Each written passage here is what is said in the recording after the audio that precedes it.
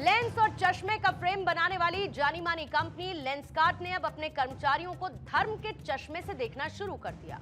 खबर यह है कि कंपनी की नई गाइडलाइंस में कर्मचारियों को हिजाब पहनने की तो इजाजत दी गई, लेकिन बिंदी लगाने पर रोक लगा दिया गया।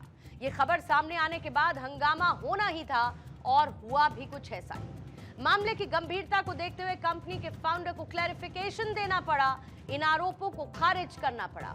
लेकिन मामला अब एस्केलेट हो चुका है। कैसे, आप भी देखिए।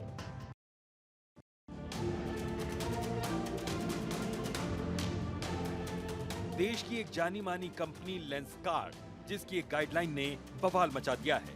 ये एक आईवियर ब्रांड है जिसकी बिंदी, तिलक पर बैन और हिजाब को मंजूरी देने वाली गाइडलाइन के चलते हंगामा बढ़ गया है।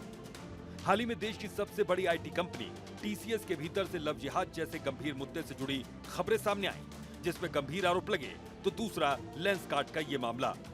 देश की बड़ी आईवियर कंपनीज में शुमार लेंसकार्ट इस समय एक ऐसे ही बड़े विवाद में घिरी हुई है। सोशल मीडिया पर बायकॉट लेंसकार्ट ट्रेंड कर रहा है और वजह है कंपनी की वायरल ग्रूमिंग गाइडलाइन, जिसमें कथित तौर पर धार्मिक भेदभाव से जुड़े आरोप लगाते हुए हंगामे की शुरुआत हुई। सोशल मीडिया पर आग की तरफ फैले एक लीक डॉक्यूमेंट ने लेंसकार्ट की चमकदार ब्रांड इमेज को धुंधला कर दिया है। वायरल गाइडलाइन के मुताबिक स्टोर में काम करने वाले कर्मचारियों के लिए सख्त ड्रेस कोड लागू किया गया है।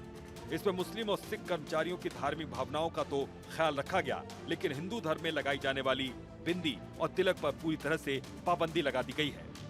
जैसे ही ये गाइडलाइन वायरल हुई, देखते ही देखते इंटरनेट पर लोगों का गुस्सा फूट पड़ा और इसे सीधे तौर पर हिंदू विरोधी मानसिकता करार दिया गया। विवाद बढ़ता देख खुद कंपनी के फाउंडर पीयूष बंसल सामने आए और उन्होंने सोशल मीडिया प्लेटफॉर्म एक्स पर सफाई दी कि वायरल डॉक्यूमेंट पुराना और गलत है। उन्होंने लिखा कि मैं लेंसकार्ट के बारे में एक गलत नीति दस्तावेज वायरल होते देख रहा हूं। मैं सीधे तौर पर कहना चाहता हूं कि ये दस्तावेज हमारे वर्तमान दिशा निर्देशों को प्रतिबिंबित नहीं करता है।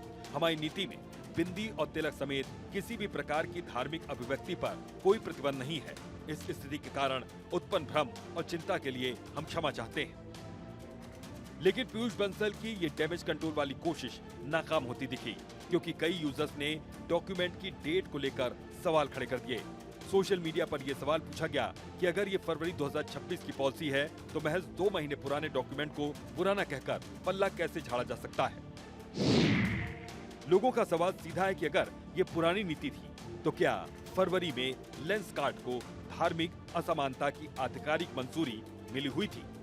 हालांकि कंपनी इन दावों को सिरे से खारिज कर रही है और खुद को इक्वल अपॉर्चुनिटी एम्प्लॉयर बता रही है। बड़ा सवाल ये कि क्या आधुनिकता के नाम पर इस तरह से सांस्कृतिक प्रतीकों को निशाना बनाना सही है। लेंसकार्ट के लिए ये सिर्फ एक डॉक्यूमेंट लीक का मामला हो सकता है, लेकिन करोड़ों ग्राहकों के लिए ये उनकी आस्था और सम्मान का विषय बन चुका है।